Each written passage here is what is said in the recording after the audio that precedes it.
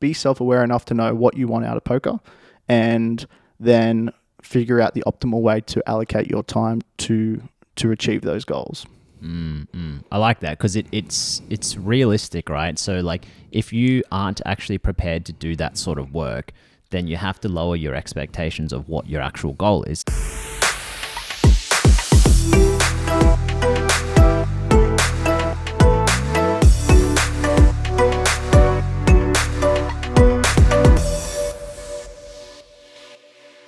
I mean, you're a cash game player and a tournament player and a entrepreneur. You're a businessman. You do lots of stuff. So yeah, thanks for being on here, Whitey. Andrew White, for those who don't know you.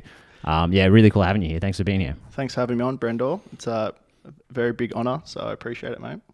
Well, it is my pleasure to have you on here. And Brendor is a name I haven't heard in a long time. Do you want to explain to people where that's from for me? Yeah, Brendor, we probably didn't cross paths too much, but obviously your old, I think it was your Full Tilt name. I think it was on all probably Stars as well. Yeah, well, you were playing tournaments. I probably wasn't at that time. So, but, you know, just an iconic online Australian poker name. So, you know, and yeah, just always known you as that, and I still call you that. So. Yeah. Brendor is the alias I had before, I guess, Black Friday. That was when Full Tilt got taken away, and then Brendor kind of fizzled off. But look, anyway, look, it's not only about me here with my podcast. I really want to get a lot out of you and your story, and I think you have a lot to offer people, man. Like you got an interesting balance with your life. So tell us a little bit about like how you got into poker and what poker means to you. Yeah, for sure. So I was actually thinking about that just before I got on today, like how long's it been now? It's actually nearly been 11 years. So just before I turned 18, like any other 18-year-old, you're watching sports on ESPN, you know, I was watching the basketball or whatever it is. And then, you know, after that would be like the WSOP coverage. And I'm someone that grew up playing kind of strategy games, or it was chess with my granddad. I played bridge with my granddad. And, you know, other board games or card games with family and friends. And, you know, I see this game online on Foxtel when I was 16, 17. I was like, there's something to this. Obviously had no idea what was going on, but just loved the storylines and everything else going on. So this was turned 18 in 2010, end of 2010. So I just said, you know, do I know anyone that plays this game? And luckily enough for me, I had a family friend who still plays now, Jim Zaros. He's from Newcastle as well. I said, Jim, you've got to take me down to the local leagues club and let's get a tournament game of poker in. So the day I turned 18, the very next, Thursday or Friday night at the local leagues club, I just jumped in the mix and don't know what I was doing, but I somehow found my way to a final table, like any story that you hear from people in poker, but it was just like a $20 game or something like that back in the day. And yeah, from then on, I just kind of developed from there, fell in love with the game early, started watching. This is when online was still a thing in 2011. So I finished high school and moved down to Sydney to study commerce, and yeah, I found my way into the online streets and started going from there. Yeah, nice, man. I've been so you're waving the flag for the Newcastle boys, because I've been meeting a lot of them recently. They seem to be coming out and making their way down to Sydney and some of the last Campbelltown series and that. There seems to be a pretty big passion for poker up there in Newcastle. And starting it with the pubs and the leagues. I mean, most of us do. I mean, I did as well. So there is a big scene up there, right? Like, yeah, I'm not so sure in today's day and age. I know it's still popular. Like there's some legends from Newcastle. Like I think you had on Wakeman, and he's like from Newcastle originally, absolute online legend, tournament player. But yeah, a lot of just the pub players that really enjoy coming down for the series they qualify into or whatnot. But yeah, I'm not playing the local games up there at all, but I'm sure it's still pumping. So yeah. Yeah, I've heard about this Kings game that's going on up there. There's like a man cave or something down there that people are playing in. I actually, funny you bring that up. I did play. They had a WSOP Saturday about 2 months ago. It was like 24K Sadie, 450 buy-in. Everyone like found tickets that their $50 ticket into it or whatever. So I did play in that cave. It was an interesting experience. Being there at 11 a.m., you felt like you're in a nightclub in Sydney. So I've only seen photos and it looks super profesh, but I can imagine it would feel like a dungeon sort of man cave. That's why I say man cave. But yeah, for sure, it is that. So I don't know what other games they run in or tournaments, so I kind of keep out of it. And I just live up in Newcastle for the lifestyle and whatnot. So. So tell us. I know a bit about your story within poker and how you've kind of played cash games and worked your way up. You were playing some 2-5, 5-10, I think 5-10, 20 cash games, and we're only really talking Hold'em here. And then you've also made a bit of a wave in tournaments as well. You've got yourself a circuit ring. WSOP Circuit Ring. Yep. So you definitely qualify to be on here, of course. I only get ring winners on here. Yeah, no. I definitely tried to go back to back in that one, but couldn't get it done. That's right, because the following year you finished 5th or 6th, right, in the same event. Yeah, and Joshy chopped it, which was nice. So Yeah, nice. So that's an interesting topic. I will ask you about what it's like to be on a final table with a good friend, because a lot of people have that query, I suppose, in poker. What do you do when you're playing with your friends for a lot of money? Let's park that for now. For sure. Tell me a bit about your transition from cash game to tournaments, because I'm more interested in the tournament stuff. Yeah, for sure. Well, I actually go back a little bit more. So I kind of told you how I got into poker originally, but when I first moved down to Sydney, I started playing on Stars.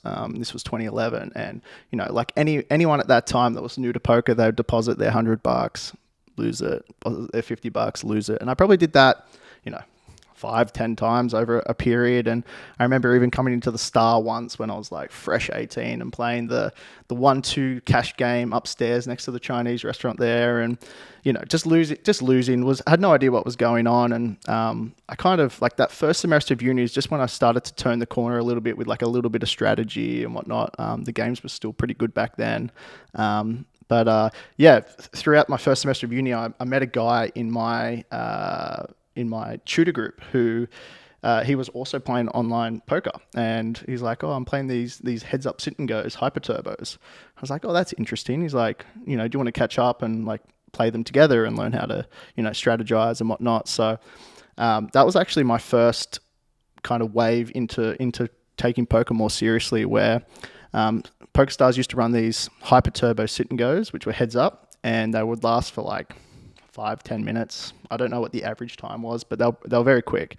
And that first year of uni, I just like became addicted to trying to be the best I could at these things. So I'd do my 12 hours at uni, not much else other than playing on Stars and trying to really do this, because I didn't want to get like a job throughout uni, and I wanted to figure out a way to kind of make a bit of money on the side. So I got quite good at these hyper turbo. This is before they were solved. A couple of years later, and kind of found my way through the ranks up there. I think used to be able to play $1.50, $3, and they went all the way up to 1Ks.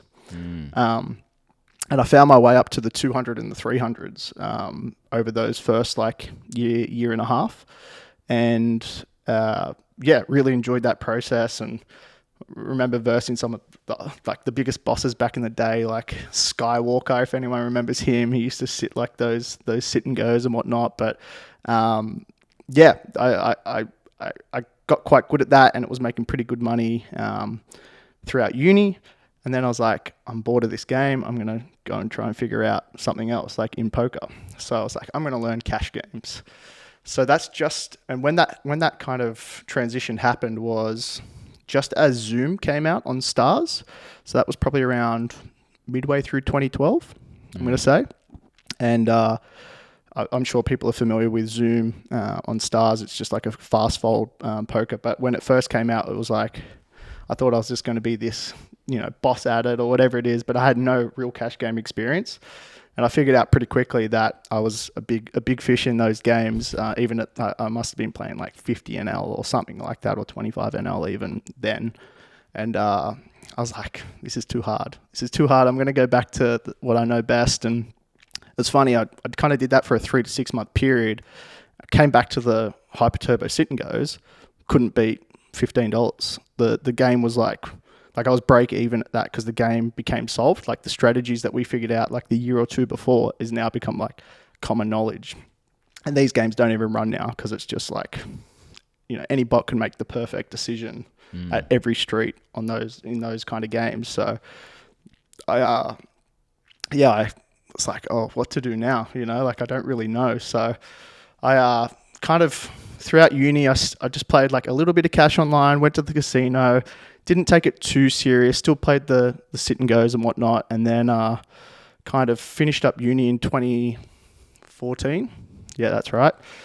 Did a commerce degree at UNSW here, and then decided to move back to Newcastle for about a year and, start my career per se, because poker was good, but it wasn't great at the time for me. Like it was making enough money, but, I always wanted to kind of have a backup plan if, it didn't go to plan or whatever else. So moved back to Newcastle and started full-time work in 2014. That's an interesting story, and I think it's like one of the things that stood out for me there is that poker is such a let's say it's a really complex game that's constantly evolving. Okay, so you're saying, oh well, you started out doing these small like hyper heads up things, and then you started going up the ranks, but then it kind of like didn't challenge you enough, or for whatever reason you were done with it, but then you moved to something else, and then when you tried to come back to it, you were the fish. It's like, this is what I find so interesting. So some people might say to me, oh, don't you get bored of playing the same game over and over? And it's like, I don't ever play the same game over and over because there's so many variables. And even if I think I've solved something, 6 months later or 12 months later, the same game could completely change. So it's so engaging on so many different levels. And I'm kind of curious to know for you, like, is that something that's like kept you in it, like constantly dabbling in different types of variants of the game and still playing, 13 years later? Yeah, that's a great insight, Brendan, because it's actually something that I've had at multiple times throughout my poker journey. So I felt that initially when as you said, in 2013, 2012. And then when I decided to quit my job in 2015 or whatever it is, I moved back down to Sydney to play live poker and just play live cash games. So you moved all the way here just to play full-time live cash games? Yeah. So I decided, after I kind of did a year and a half, bit of appeasing of the parents, but also, just giving me that out if I needed a job next Monday, I could probably find it. I just kind of did that to get that part of my life moving. And then I said, no, I'm going to give this a real go here. And my partner, now wife, Sinead, she also was coming down to finish her studies for becoming a clinical psychologist. So, it was just the perfect timing to kind of... And she's got the perfect client, right? Like anyone who would want to do cash games or any sort of variant of poker full time probably needs a clinical psychologist on standby. Yeah, no, she's been a massive support and super loyal throughout my journey in business and poker. So she's someone that I'm very thankful for. And yeah, obviously the psychology helps throughout some of the tougher times. But moved back down in 2016 and going on from what you were talking about is I felt that through different periods of my journey. So, I started out playing 2-3 cash, moved my way up to 5-10 cash, played that a lot over those next few years. And then kind of found my way into even higher stakes cash games, 10, 20, even bigger than that over the years. And for me, I realized through that journey, it's while the money was good and consistent and whatnot, it's more of like a competition thing for me. Like it's like if I sit down for a cash game now, I've got like almost zero interest, even if it's like relatively higher stakes or whatever it is. It just doesn't do it for me anymore. And that's what I kind of came to the conclusion in when I stopped kind of playing cash games full time. I kind of got to the highest stakes you could play in Sydney, but wasn't very satisfied, wasn't very fulfilled, and just wanted another challenge. So exactly from what you're talking about, that's kind of when I was like, what else can I do? And it was about at that time where I found a mentor. Obviously, in poker rooms, you kind of get a vast range of different types of people coming through, and you get some of the most successful business guys in Sydney, to sports athletes, all different walks of life, accountants, you name it, they're there. And I kind of found one or two guys just to give me a bit of advice, because my background has been in businesses as well and working in finance and accounting. And I was kind of seeing like the balance that these guys had in their life, where, you know, they were running the businesses, but like playing poker for enjoyment, but also like very competitive guys that wanted to win.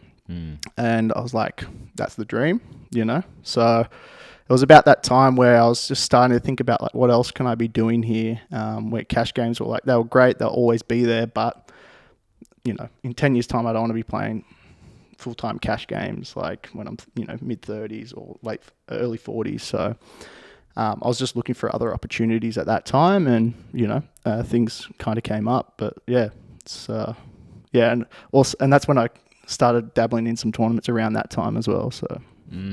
So there is like a competitive aspect for you, like, you know, at the start, you know, you were just kind of like going in all the different variants, trying to make a bit of extra money while you're also just loving the process of, you know, the challenge of the game.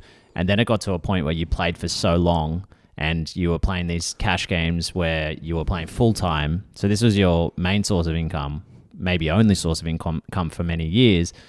Even getting to the highest stakes, it still didn't, you know, hit something in you, you know. And so it's funny because like one of the main things I'll ask someone in a first session if they get coaching with me is, you know, we need to understand why you play poker, because I'm not interested in just throwing stuff at you to make you a certain player, because that may not be what your goal is in the game. For a lot of these people in these tournaments, I would say probably 30%. You tell me what you think. Maybe 30% of the people who play these tournaments that we're in, if they won the tournament, it wouldn't change their life one bit in terms of the money. Yep. So they're after something else. They're after a social engagement. They're after social recognition. They're after a competitiveness about the game. You know, there's many reasons why. You know, there's mathematical reasons why, analytical things. And for you, there's something in you that's made you pull towards tournaments as opposed to cash games, right? What is that? Yeah, that's a good question. I think it's just a natural progression. I think where, you know, someone who's I played competitive sports growing up. You know, school was like a competition for me. It wasn't like a, you know, I'll go study. It was like a game for me. It's always been like, how do I get the winning marker here? Kind of like, how do I do this? How do I get there? And I just saw tournaments as, I saw how popular they were, and it was just like the natural next progression for me, because having a fundamental basis in cash games help a lot in these tournaments, especially at the start of them, when, you know, some people have never even played 200 big blinds deep or 100 big blinds deep.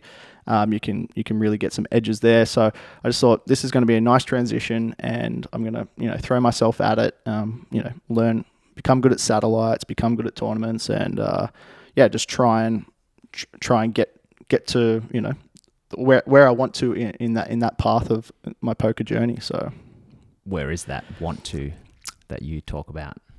Yeah. Again, it's probably just like succeeding at a very high level in live tournaments.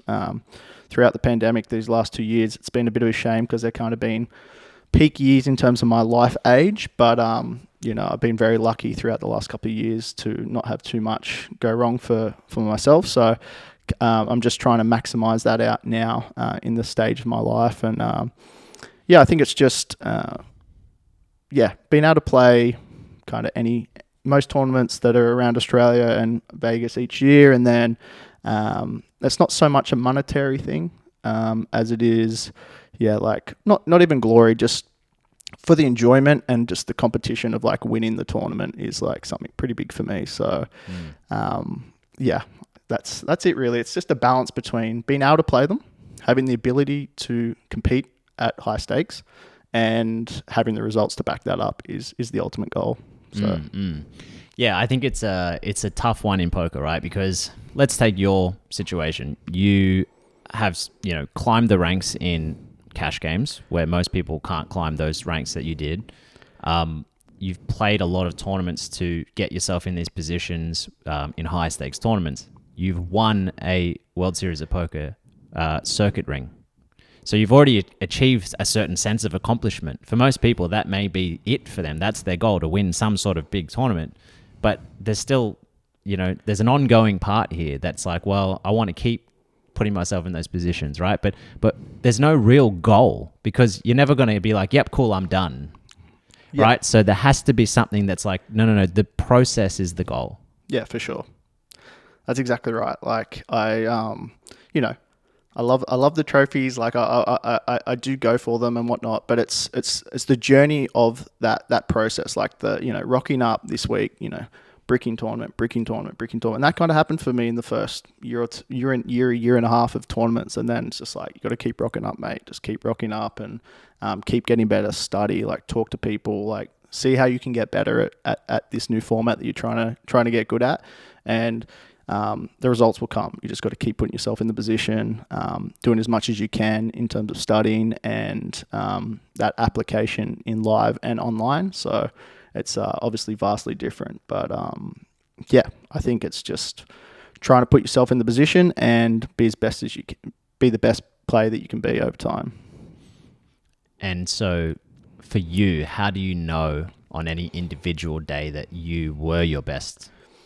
Despite like whatever happened in the tournament, because obviously you can get unlucky, right? Like, yeah, it's something that I'm very thankful that I have, and I think that's just because I've had so many reps playing poker that I can find the differentiation between like bad luck, bad play, outplayed, you name it. But I'm very lucky that my current business partner is also a very good poker player, and I get to talk to him a lot about instead of bad beat stories or anything like that. It's never really that. It's always trying to get better, talking hands. Where I could have gone differently, how it applies with like live dynamics to online dynamics, and whatnot. So just trying to always get better.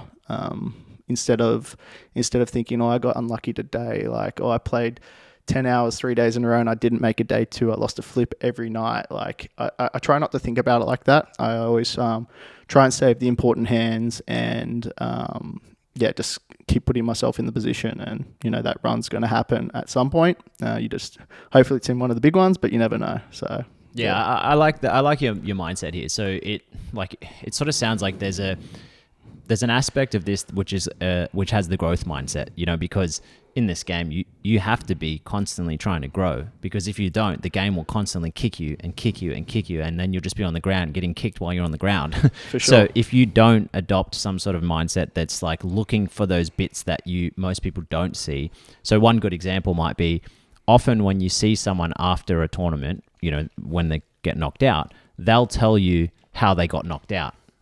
And then they might want some feedback on how they got knocked out, or they might tell you how unlucky they are to get knocked out. Yeah. But you can bet your bottom dollar that there were 10 to 100 other hands they misplayed, and they could be very micro differences between bet sizes, starting ranges, checkbacks instead of C bets, like so many different things that they've completely missed.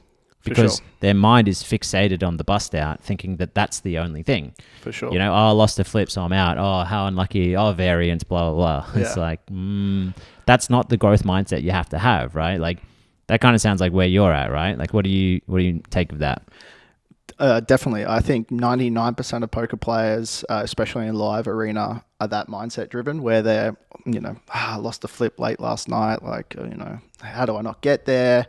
They're never talking about the 250 big blind pot that they should have played in the first two levels, or they misplayed, or and I think that's one of the biggest mistakes that a lot of live players do is they just don't have that. They might just not have the community. They don't have people to talk hands with. Study incorrectly. There's a lot of, and I mean, compared to online, it's just night and day the difference in how you've got to approach things.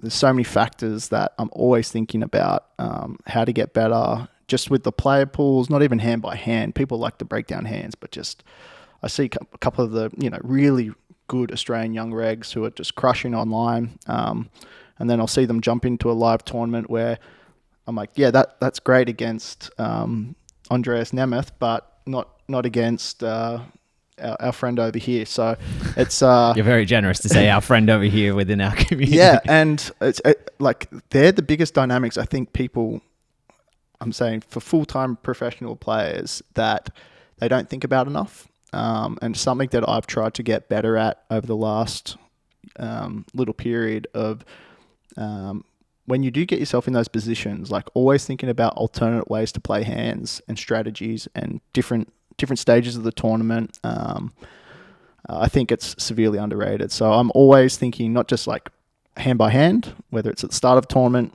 bust out hand, key pot, whatever it is, but also like at a macro level. I'm going to be playing these live tournaments in Australia a lot. How can I maximize this EV? Same player pool, not many are getting better. It's like very similar. People come and go. People stick around. It's how can you figure out strategies? Is it a big buy-in? Is it a small buy-in? Is it a turbo? Is it not? Is it bouncy? Is it a 5K? Is it a satellite? Like there's so many different aspects that people underestimate in part of their like studying journey to get better at live tournaments. So. So when you talk about study, right, and then you talk about this aspect of like, really breaking down the differences of what game you're playing and who you're playing, and maybe I'm playing these players who aren't developing on their game and so I can exploit them. Like there's a big difference here, right? Because when people talk about study in poker, they're often talking about GTO study, right? So the most optimal way to play this game. Now, there's a big issue with that when you then, I guess, juxtapose that with the idea of exploitative play, which is what you're talking about. So what you're talking about is, well, if I'm playing against the same pool of players who aren't improving, then actually playing a better GTO game is not going to yield a higher profit than playing a strong exploitative game. For sure. Like, it's a very complex concept. Yeah. But what do you think of that? Yeah, it's obviously people love to go back and forth on this argument, exploit versus GTO. My point of view is study GTO. So your understanding of bet sizing, dynamics, stack the pots, you name it, linear betting, whatever it is. There's so many different aspects that you can study in GTO. But what you need, and this is something that I've always tried to do as to the best of my ability, is have that baseline where, I mean, this is going to sound like a rinse and repeat, but just have good structured baselines. And then obviously you can do player exploits on the table, whatever it is, but I think it is really, really underrated, the live dynamics and different things that you can do, not even exploiting one player. I'm talking just like flat in when it's never flat, things like this that just like keep you in the tournament. All different types of stuff that people just don't consider because it's like, that's not GTO, I'm not going to do that, is a huge factor for being successful in live poker tournaments. And it's something that you kind of have to jig around a little bit, like try different things, try that. Oh, that didn't work. I probably didn't need a 3-bet there. I could have just flatted. 3-bet shoving this spot is GTO positive, but with a bit of ICM and with the rest of the players remaining, maybe I should flat here, or 3-bet fold. There's all these different types of things that I think is severely underestimated. And being able to navigate these fields is something that people, at a macro level, people should be thinking about more than bet sizing on the flop, bet sizing on the turn. Like having that stuff is important. But that's what I would consider a baseline. But then, really thinking about how to play hands, play spots, play different stages of the tournament is very important.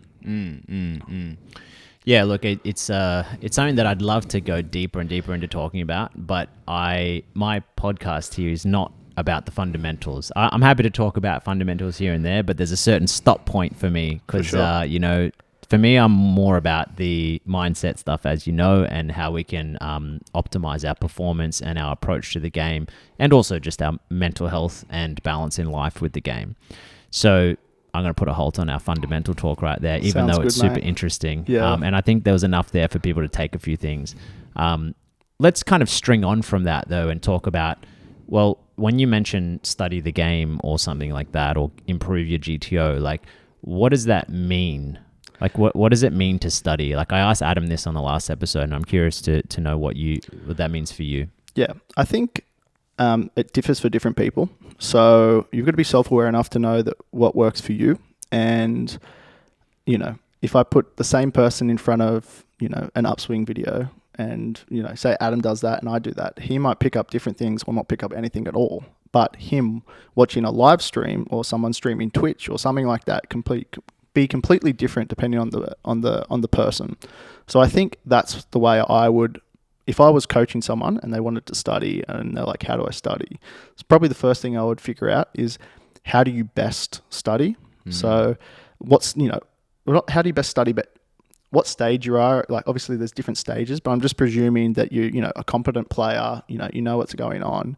I think it's important to know what works for you. Is it talking hands only? Is it in solvers? Is it watching Twitch streams? Is it, watching, there's some great YouTube streams out there on, that GG's 10K every week. Like, there's so much out there right now, isn't there? Yeah. Back from when I first started, for sure, as well. There's so much out there. Yeah, for sure. But for me, I was actually probably one of the first members, I don't know, probably the first 100 members of Upswing back in the day, something like that. I still got like the yearly annual fee, and it's like a fifth of the current price or whatever it is. So that helped me a lot initially, become, especially in cash games, how to think about poker hands, how to, strategize and all this type of stuff.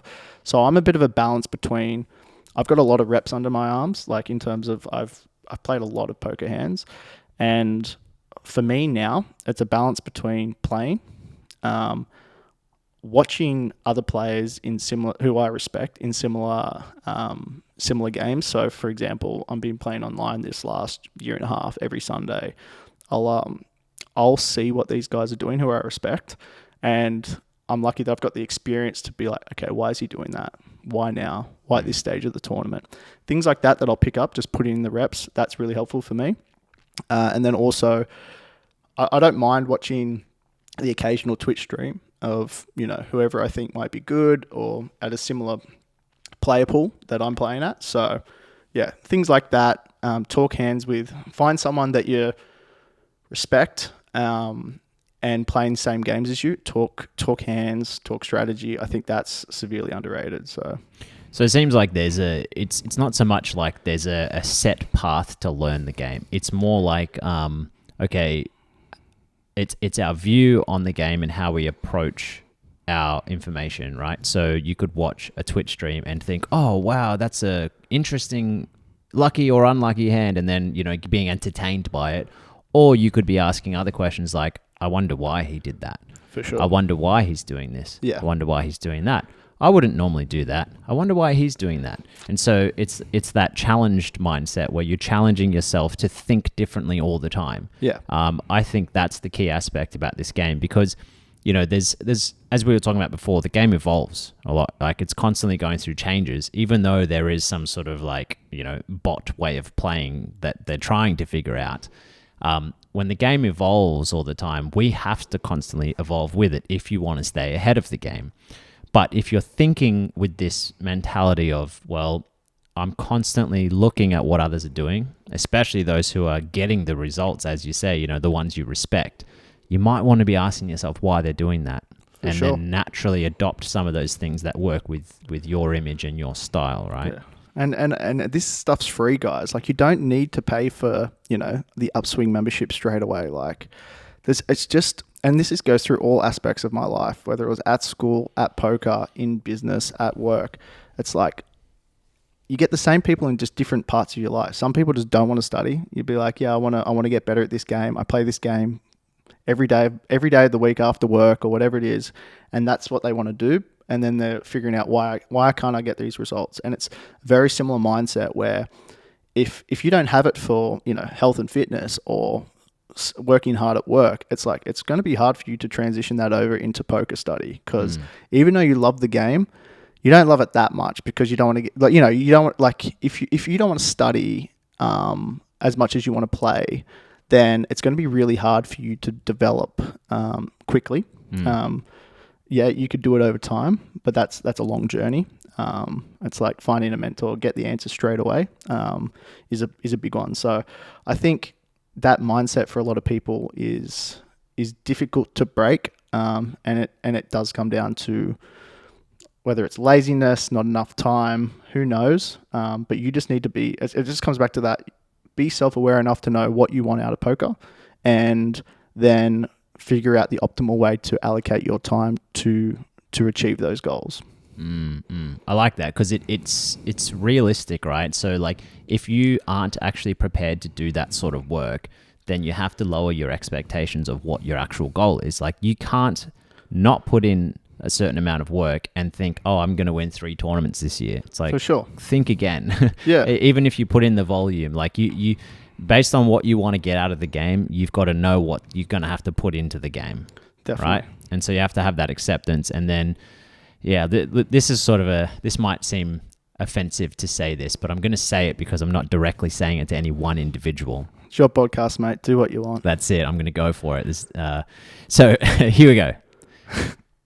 Poker, we voluntarily expose ourselves to poker games, right? For sure. And poker is very, very similar to life in so many ways, right? I talk about this all the time. The way it challenges you mathematically, strategically, the swings, the variance, the management of short stacks, dealing with, things not going your way or things out of your control, making mistakes. There's so many things that are same as life with poker. In life, a lot of your circumstances are external, because something's happened to you, but a lot of them are because you've made bad choices, right? And that can happen in poker too. But the thing is, in poker, if you choose to play the game, you have to choose to have a mindset that is not a victim mentality. And I'm going to aggressively say that again, because I'm not saying it to any one individual. I'm saying it to everyone. For sure. If you think that you're unlucky ever in a game, think again. Because it just means you didn't get lucky in that one particular game. Obviously, in any one short game, you have to get lucky to win a tournament. You need a good distribution of cards. You need your good hands to hold. You need to suck out on people to win a tournament. It's the reality of the game. For sure. But you have to have a different mentality of thinking, okay, well, what happened in this game today, despite that I lost with queens versus, jacks or something, right? Because you have to constantly be growing, and it's just going to dramatically help your mental health as well and your life outside. Like maybe it's because we're mid-tournament series that I'm just like, people telling me things that are just like, oh, this happened to me and that happened to me and this happened to me. It's like, you paid the entry fee and you're exposing yourself to these things. Yeah. You got to expect that it's going to happen to you. Yeah, definitely. I mean, I could not agree more, and I think that's even of the full-time regs, it's still like over 60% of people that talk like that. It's just, I think it's something that people always think they're overdue in poker, right? It's just like, you're never due. You just got to have that mindset where you're very confident in your game, but always thinking that you're due. Like, how did I not win that flip? I haven't won a flip in a week. Like, haven't won a tournament. Haven't won a tournament in a year. Like, you only get to play 50 live tournaments a year. Like, for some people, like, you get 50 online in a day. Like, you got to have that. You got to have a mindset of not entitled and not thinking you're always going to win, and having that. Yeah, as you said, the growth mindset is so important. And any regs that I see that have that, get up from a table, even if they get bad beat, they don't react. They're the ones I want to bet on. I always think about like that. And while it's helpful in poker, it can be not detrimental in the real life, because you kind of become emotionless to a lot of things. But that's something that I've had to deal with over time. But it's I think one of the most important skills in poker. I'm going to pick you up on that. So I think that's a big challenge for poker players. So poker players trying to balance life, right? So we spend so much time trying to become emotionless in poker. Yeah. And deal with, adversity and change and all that and things not going your way. But then when you get to real life, it's a life leak. Because then sometimes you withdrawn from relationships, being fully, present and transparent in your relationships because you got your poker face on. Yeah. And for some people, it's the other way, right? So like, what is it for you? Like, how have you managed that? I mean, you've got a clinical psychologist as a wife now. Yeah. Like, this tell us, man. I want to know. I'm curious. Yeah, it's a difficult one to deal with for sure. It's something that, I mean, it hasn't created massive problems in my life, but it's something that I'm very aware of, and I try and get better at in my real life over time. it's something I try and explain it to my non-poker friends where they're, I'll be emotionless about a decision or something like that. And they're like, how do you, I've never heard you really complain about something or, like something sad happened in your life or whatever it is. I was like, I don't know, man. I've had so many battle scars that you kind of just become emotionless to it all. And it's very difficult. Lucky I still have it relating to people. So when something goes bad for someone in their life or whatever, I still have that empathy and whatnot. It's just for my own personal decisions in life. And they're not bad by any sense. It's just a different way. It can impact you socially for sure, where you you don't want to socialize as much or whatever it is, but it's something that you just have to work on and get better at over time. Just try and, even communicating it to your partner, girlfriend, whatever it is, friends, just say, hey, this is what this game's given me and I'm trying to get better at it. Let's go out for a comedy night, something like that. Or, just put yourself into positions where you can get past that, I think is important. Yeah, because I find you're kind of interesting, like, with being able to be that emotionalist person. I mean, you're a very analytical thinker, and even this morning you were going to send me a spreadsheet. You love your spreadsheet. You're very like that, right? Yeah. But then when I see you, sometimes I'm like, oh, is Whitey okay today? Because you're just so like chill and just like kind of placid, right? Yeah. But then I'm like, no, that's just who he is. He just keeps himself pretty cool and calm. So like, my question for you is like, what do you need? Like, this is more of a personal question. Like, what would you need to be adopting into your life to be more present with your emotions with other people? Like, to make that other balance? Yeah. I don't know. I'm still battling with it, mate. It's something that, I mean, I've been very lucky in life, like amazing family, strong ethics and morals, always try and treat people as best I can. Had plenty of opportunities. I've had a great life so far, and I'm always got perspective on that. So even though I have that, I always think like my life's still great. Like even if I don't, have the biggest social life or all this type of stuff, or I'm emotionless to that, and people just don't relate to me all the time. I always have perspective, and I am an introvert in general. Like I can be quite a good extrovert if you put me in the situation. But it's a difficult one to answer, mate. It's not. I don't think everyone's different. For some people, it can go down a really dark road. I've been very lucky with mental health and anxiety or anything like that. So, but I can see that same mindset in the wrong situation can be very, very hard on a lot of people. So just try and put yourself in positions to get out of that state, do things that you like to do, and just be yourself. Continue to be yourself, but just try and find that balance in life. So there's an acceptance of like who you are, just accepting who you are and just and rolling with that, right? Rather than covering up or overexposing to be something you're not, right? And it sounds very cliche, right? We all hear this be yourself stuff, but there's also an aspect of, probably as a summary word, I would say it sounds like there's a gratitude perspective saying, oh, I'm pretty fortunate. I never really had any issues with mental health or any other big things in my life or whatever. And I've had good people around me, and that, it sort of does sound like, you're quite grateful for your circumstances, and that helps you manage adversity and change and those tough times in poker, right? For sure. You get bad beat in a poker tournament, but you live in Australia, like you're already very far ahead of most. So it's just something that you just got to, everyone's in a different position, but just do your best at trying to find that balance, and just always trying to have perspective. And that's what I try and do. And not all of us can marry a clinical psychologist to have at hand. Most of us get like 6 to 10 free sessions a year with Medicare, but that's another good way. Yeah, exactly. So no, she's very helpful. I think again that's something else. I think I said at the start of the podcast is having someone that is 100% with you. She's been like that not just in poker but in business and life, is tremendous. Whether it's family, siblings, girlfriend, brother, sister, whatever, auntie, uncles, having that support, whether you decide to play poker full time, whether you're trying out a different business venture or going outside of the shape that a lot of people, the normal life that a lot of people have, is highly important. And always back yourself in. My biggest thing is I always say, if you're never going to bet on yourself, if you don't bet on yourself, who are you going to bet on? So and I'm going to bet big on myself. So you've just got to continually be yourself. And if you don't want to, be a part of society norms for going out for Friday drinks, and you want to play Xbox, or you want to whatever it is, play poker tournaments, do your thing. But I think self-awareness, if you can figure that one out. I was lucky to have that very, very early in life. And if you can figure that one out, you've got it made.